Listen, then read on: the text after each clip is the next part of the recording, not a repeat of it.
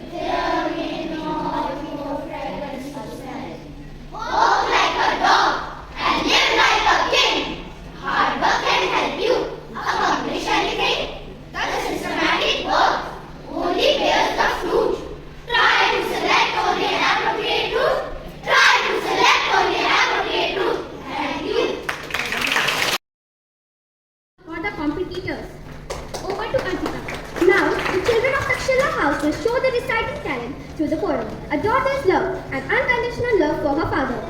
Daughter's love. Her hair was up in a ponytail. Her favorite dress tied with a bow. Today was Daddy's day at school, and she couldn't wait to go. But her mommy tried to tell her that she probably should stay home. Why the kids might not understand if she went to school alone. But she was not afraid. She knew just what to say, what to tell her classmates of why he wasn't there today.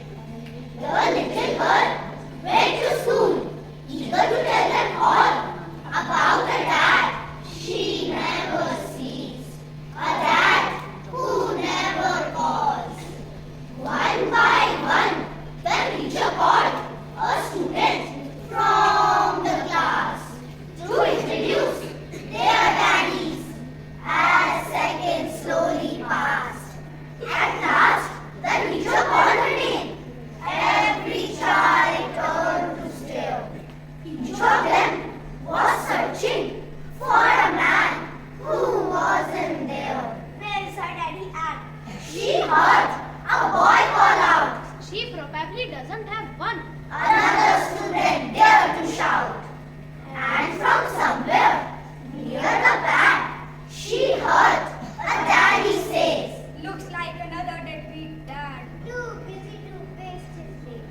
with her hands behind her back, slowly she began to speak.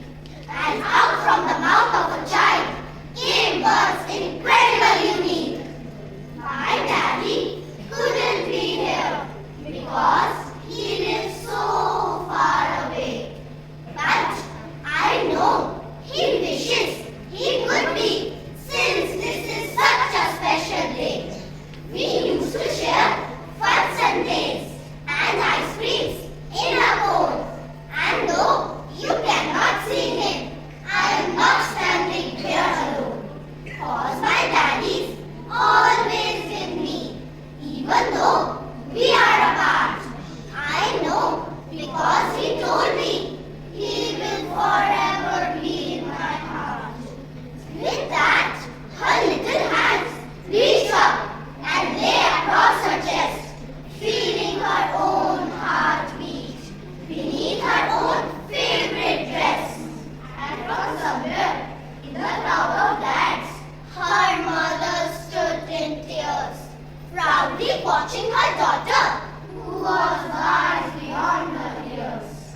And when she dropped her hands back down, staring straight into the crowd, she finished with a voice so soft, but its message clear and loud. I love my daddy very much. He is my shining star. And if he could, he would be here. But heaven's just too far. You see, he was a fireman and died just this past years, when airplanes hit the towers and made the meaning of freedom very clear. But sometimes when I close my eyes, it's like he never went away. And then she closed her eyes and saw him there that day. And to her mother's amazement, she witnessed with surprise a room full of daddies and children, all starting to close their eyes. I know you are with me, daddy. Through the silence, she called out.